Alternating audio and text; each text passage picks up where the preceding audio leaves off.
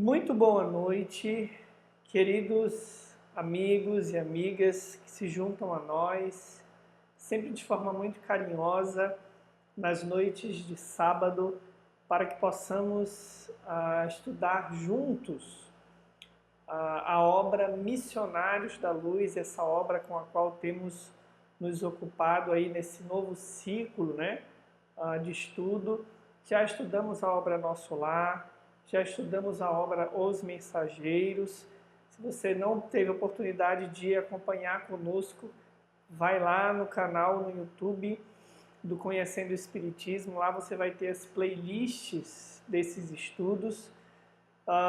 E hoje nós vamos então dar continuidade ao estudo, nos detendo novamente no capítulo 5, que é intitulado Influenciação.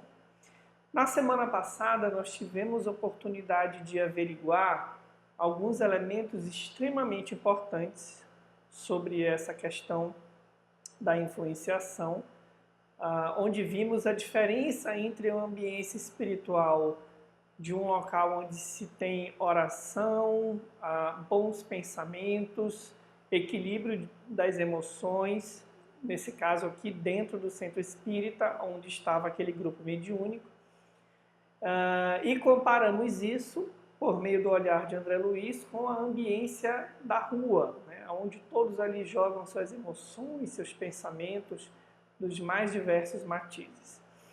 Analisamos ainda outros fatores bastante interessantes, mas eu destacaria principalmente aquela fala de de Alexandre, que é o que vai dar o ponto de conexão com o foco da nossa análise dessa noite. Aquela fala de Alexandre, onde ele diz que o problema não é de entusiasmo, mas de esforço persistente.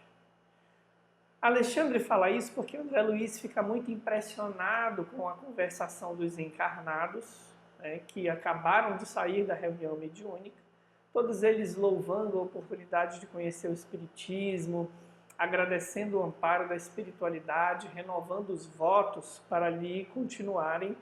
E então Alexandre vai fazer esse comentário para que André Luiz permaneça sereno, nem pessimismo, nem uma superposição que espere de alguém o que aquela pessoa ainda não está pronta para dar.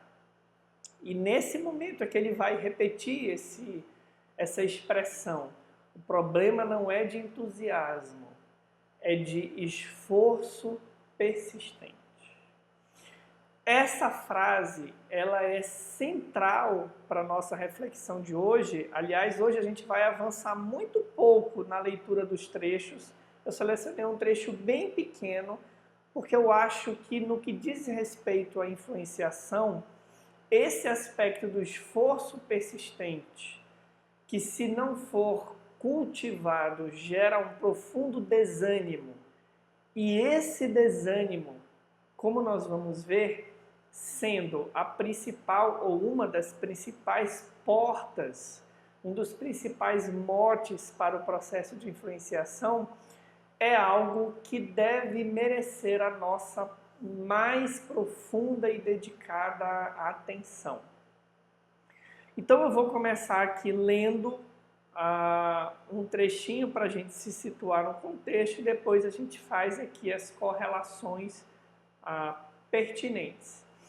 Então, o grupo acabara de sair da reunião mediúnica, separam-se um rapaz, uma senhora idosa e uma jovem, que são, ali depois ele vai descobrir que era a mãe e a irmã desse rapaz. Eles vão em direção à sua residência. André Luiz registra a presença de um grupo de espíritos obsessores, muito imperfeitos, que vão se unir novamente aos dois, principalmente ao rapaz e à senhora idosa, após a atividade mediúnica. Daí o título do capítulo ser influenciação. Então vejam, acabaram de sair da reunião, muito ânimo, muita gratidão, mas logo, logo, como a gente vai ver aqui, eles vão retornar para o padrão vibratório de baixo teor. E a gente vai analisar aqui os motivos, né? Então, Alexandre diz assim: acompanhemos o grupo onde se encontra nosso irmão mais fortemente atacado pelas inquietações do sexo, exclamou o orientador, proporcionando-me valiosa experiência. Então, esse rapaz que está junto de sua mãe e da jovem, que é sua irmã, o ponto mais delicado ali do seu histórico espiritual é a questão do sexo, a questão relativa ao sexo. E aí André Luiz então vai narrar 3 entidades de sombrio aspecto absolutamente cegas para com a nossa presença em vista do baixo padrão vibratório de suas percepções, acercaram-se do trio sob nossa observação. Encostou-se uma delas à senhora idosa e instantaneamente reparei que a sua fronte se tornava opaca, estranhamente obscura. Seu semblante modificou-se. Desapareceu-lhe o júbilo irradiante, dando lugar aos sinais de preocupação forte. Transfigurara-se de maneira completa. Então, a fronte dessa senhora estava tomada por uma claridade que era consequência da sua participação no grupo mediúnico, onde esses encarnados tiveram uma ação interventiva por parte dos benfeitores espirituais, no sentido de auxiliar-lhes a luta contra o processo de vampirismo, que foi o tema do capítulo anterior. Então, na medida em que esses companheiros espirituais se aproximam, percebam, a claridade da fronte ela diminui. Essa luminosidade ela se torna opaca. E aí a senhora vai então dizer: ó meus filhos, exclamou a genitora que parecia paciente e bondosa. Por que motivo somos tão diferentes no decurso do trabalho espiritual? Queria possuir ou quisera possuir, ao retirar-me de nossas orações coletivas, o mesmo bom ânimo, a mesma paz íntima. Isso, porém, não acontece. Ao retomar o caminho da luta prática, sinto que a essência das preleções evangélicas persevera dentro de mim, mas de modo vago, sem aquela nitidez dos primeiros minutos. Esforço-me sinceramente para manter a continuação do mesmo estado da alma. Entretanto, algo me falta que não sei definir com precisão. Gente, olha essa expressão. Quantos e quantos encarnados espíritas ou não a gente conhece que guardam essa sensação? Algo me falta que eu não sei definir com precisão. Então, a senhora está sofrendo a aproximação dos espíritos que a influenciam, dos espíritos sofredores, né, que a influenciam, dos obsessores, e começa então a remoer um certo desânimo, dizendo que a intensidade com a qual a mensagem evangélica toma conta do seu coração e da sua mente diminui quando ela deixa a atividade no centro espírita e começa a ficar menos nítida, né? Nesse momento, as duas outras entidades que ainda se mantinham distanciadas agarraram-se comodamente aos braços do rapaz. Eu imagino que deva ser uma cena muito curiosa, porque o encarnado não vê isso aqui. Que ofereceu aos meus olhos o mesmo fenômeno. Embaciou-se-lhe a claridade mental, assim como na senhora, né, idosa, a claridade mental tornou-se mais opaca, e duas rugas de aflição e desalento vincaram-lhe as faces, que perderam aquele halo de alegria, luminosa e confiante. Foi então que ele respondeu em voz pausada e triste: é verdade, mamãe. Enormes são as nossas imperfeições. Creia que a minha situação é pior. A senhora experimenta ansiedade, amargura, melancolia. É bem pouco para quem, como eu, se sente vítima dos maus pensamentos. Lembram que o setor de fragilidade desse rapaz é a questão do sexo, né?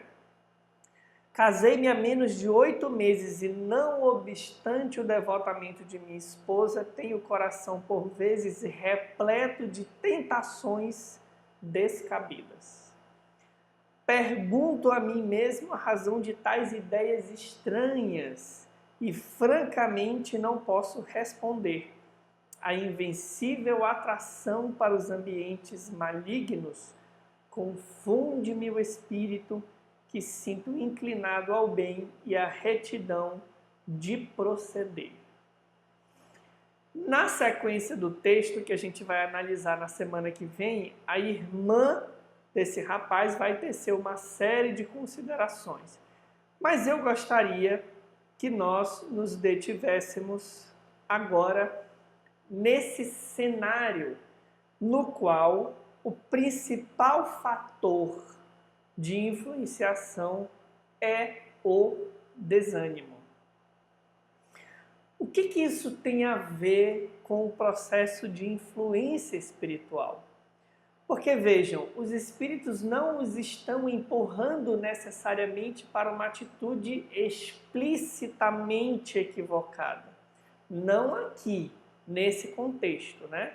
É certo que essas companhias espirituais devem integrar-se a esse rapaz por alguns motivos que nós vamos descobrir nos próximos encontros aqui do nosso estudo. Mas nesse momento, quando elas se aproximam da senhora e dele, o elemento principal que vai tornando essa claridade opaca, que coloca na face dos dois uma expressão de preocupação e tristeza, de desânimo, é esse esmorecer, esse esmorecimento. Pois bem, eu gostaria de trazer lá do Livro dos Espíritos uma questão que vai nos ajudar muito para que nós possamos entender um pouco essa problemática. Lá na questão 465 do Livro dos Espíritos, Allan Kardec indaga: com que fim os espíritos imperfeitos nos induzem ao mal? Qual é a finalidade dessa influenciação? Vejam que tem tudo a ver com o que nós estamos analisando aqui na cena do capítulo 5 da obra Missionários da Luz, né? E aí a resposta dos espíritos é: para que sofrais como eles sofrem. Vejam que se trata de uma incapacidade de reconhecer que podem haver espíritos que não sofrem como eles, e, portanto, um desejo de arrastar os outros para esse mesmo campo de sofrimento. E aí, Allan Kardec, num primor de perspicácia, na 465A, na questão 465A, indaga novamente. E isso lhes diminui os sofrimentos? Quer dizer, arrastar outros espíritos para que sofram como eles sofrem, lhes diminui esse sofrimento? Então é esse o motivo? E aí os espíritos respondem que não, mas fazem-no por inveja, por não poderem suportar que haja seres felizes. Meus amigos, essas duas questões são primordiais para nós entendermos essa pequena cena que nós estamos estudando aqui na obra Missionários da Luz. Esses dois encarnados, o rapaz e a senhora idosa, acabaram de sofrer um banquete de luz numa reunião mediúnica. Foram abençoados com processos terapêuticos contra o vampirismo, né? Cada um ali com a sua problemática específica, bebida alcoólica, sexo, alimentação, enfim. Saíram da reunião profundamente animados, luminosos, né? Luminosos literalmente, com a fronte emitindo uma luminosidade, o semblante tranquilo. Contudo, afastaram-se a alguns quilômetros de distância para dirigirem-se à sua residência, sofreram a aproximação dos espíritos de baixo padrão vibratório e imediatamente essa luminosidade diminuiu, a expressão de preocupação colocou-se-lhe na face. Por que os espíritos que nos influenciam fazem isso? Ou talvez a gente pudesse até colocar por que nós, quando estamos em maus momentos, muitas vezes influenciamos as pessoas também para virem para esse mesmo padrão conosco. E aí, os espíritos estão nos esclarecendo que é uma questão de inveja. Os espíritos que sofrem não suportam a ideia de que possa haver espíritos felizes. Portanto, eles vão tentar de tudo para manter no estado de sofrimento e infelicidade os espíritos que estão numa movimentação para retirarem-se desse padrão vibratório mais baixo. Vejam que é uma luta intensa conosco mesmo e com toda uma rede de influência que nós construímos a partir do momento que, em encarnações pregressas ou nessa mesma encarnação, nós nos entregamos a experiências profundamente infelizes, fazendo vinculações diversas, que muitas dessas vinculações podem ter não reencarnado quando nós reencarnamos. Então, quando a gente faz um esforço de nos levantarmos, até aqui uma alusão à fala de Jesus em alguns momentos nos evangelhos, né? Levanta-te. Quando a gente faz essa movimentação de nos levantarmos, esses espíritos vão se aproximar e vão fazer de tudo para que a gente recrudesça, para que a gente desanime. E o maior fator que nós estamos vendo aqui na argumentação da senhora e do rapaz é a insatisfação com as nossas próprias imperfeições. Vejam que é um mecanismo sutil e paradoxal, porque nós gostaríamos de manter a intensidade, não conseguimos. E como não conseguimos o máximo que gostaríamos, nós nos entregamos novamente aos mesmos erros.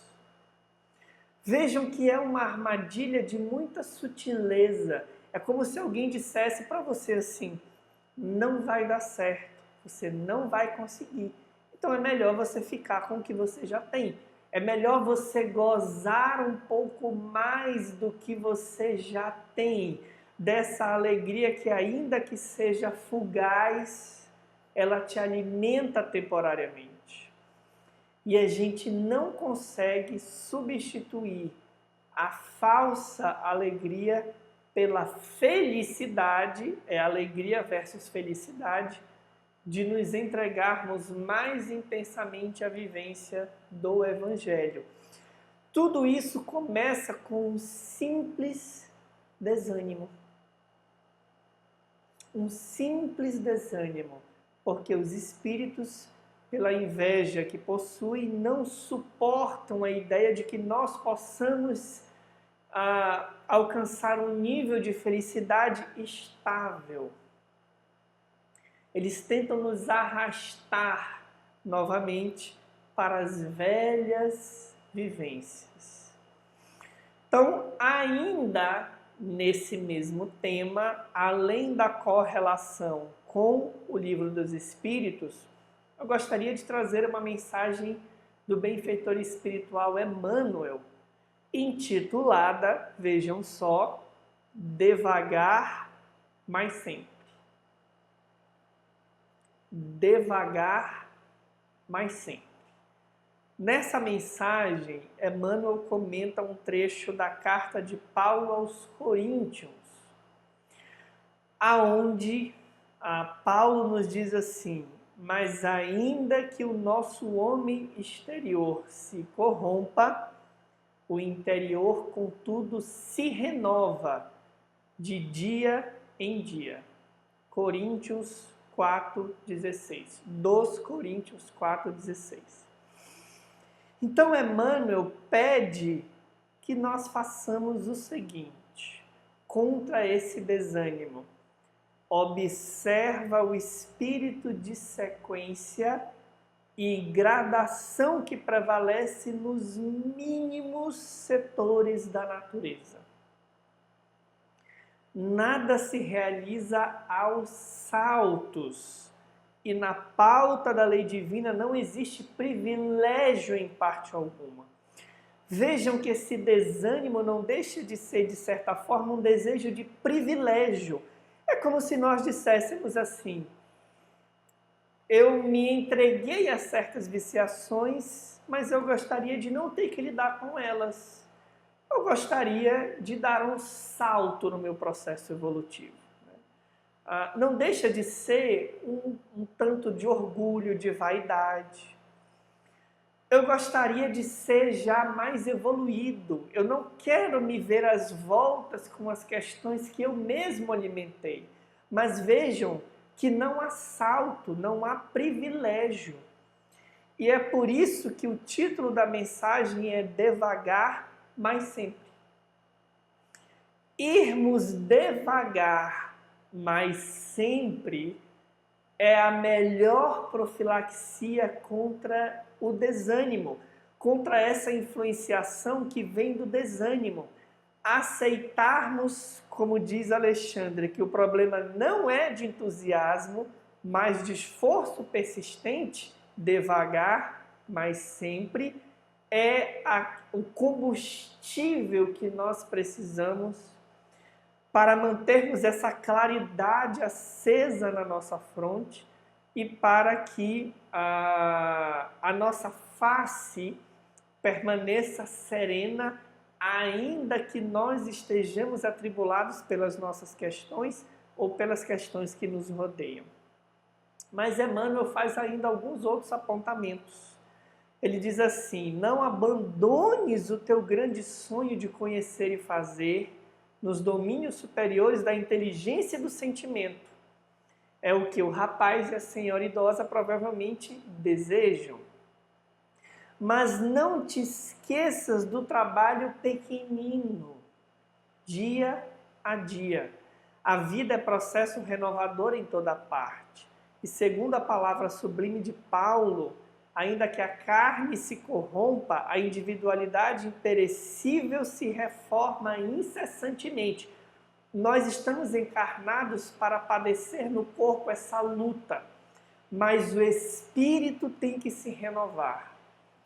Para que não nos modifiquemos, todavia, em sentido oposto à expectativa do alto, é indispensável saibamos perseverar com o esforço de autoaperfeiçoamento na atividade que nos ajude e enobreça.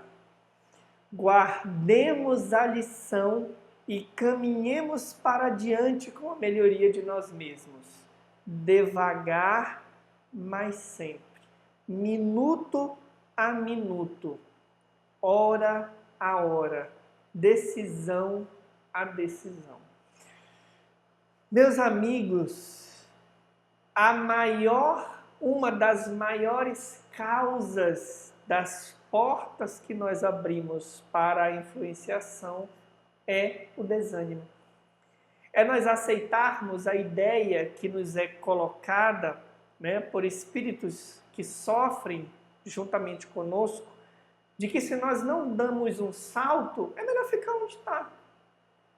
Se nós não conseguimos grandes realizações no conhecimento e no sentimento, por que não permanecer onde nós estamos com as alegrias fugazes que nós temos? Deixa para amanhã, deixa para depois, E a gente vai comprando essa ideia de que como a gente não é espírito superior, é melhor não fazer, não somos capazes de fazer. E a gente vai se paralisando, vai transferindo para depois. Qual é a receita? A dica que Emmanuel está nos trazendo? Os pequenos esforços diários. As pequenas vitórias diárias. Quantos de nós não nos vemos nessa situação? A gente sai da casa espírita, de outra instituição religiosa, animados, leves, e de repente um pensamento de desânimo começa a nos envolver, de que nós não somos capazes de nos modificar, As tentações interiores nos convidando incessantemente a repetir os mesmos erros, as nossas reações intempestivas, incompreensivas, ainda que a nossa mente programe algo diferente, nós respondemos como outrora. Como diria Paulo, o bem que eu quero eu não faço, mas o mal que eu não quero eu ainda faço. Meus amigos, nós não seremos medidos por uma medida exterior. Você deveria chegar nessa encarnação ao patamar de um Chico Xavier. Quantos talvez desencarnam na luta silenciosa, sem grandes projeções e talvez com outros encarnados dizendo assim, ele poderia ter ido mais, ele poderia ter feito mais, mas talvez aos olhos da espiritualidade o que aquela alma caminhou foi gigantesco para ela, para a condição dela. E quantos que nós não vemos numa estabilidade, ali numa tranquilidade, a gente diz assim, poxa, esse quando desencarnar vai ficar muito bem. E a espiritualidade ali talvez vai refletir com aquela alma, por meio da sua própria consciência, sem nenhuma acusação, que ela tinha mais recursos para fazer mais. Então a gente não pode ficar se medindo por fora. A nossa régua tem que ser interior.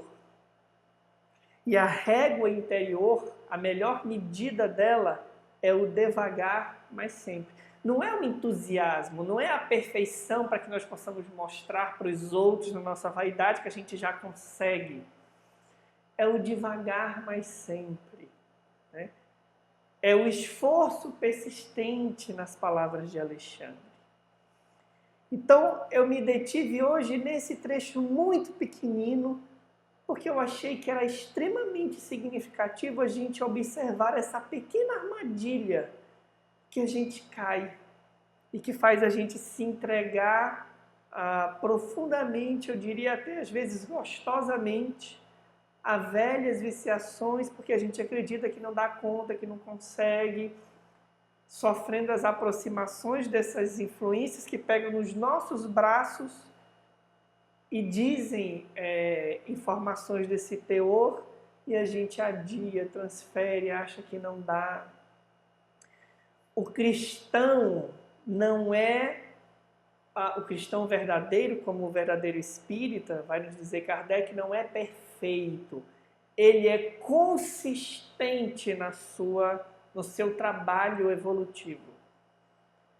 É passo a passo, é conquista a conquista, persistentemente. Caiu, levanta, errou, redescobre novas formas de tentar e fazer.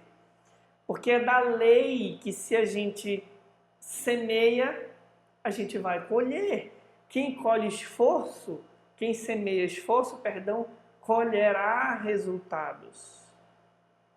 Talvez não com saltos como a gente deseja, mas por vaidade, né? Mas com o tempo justo a gente vai vendo que a gente está melhorando, né? Que a gente está progredindo.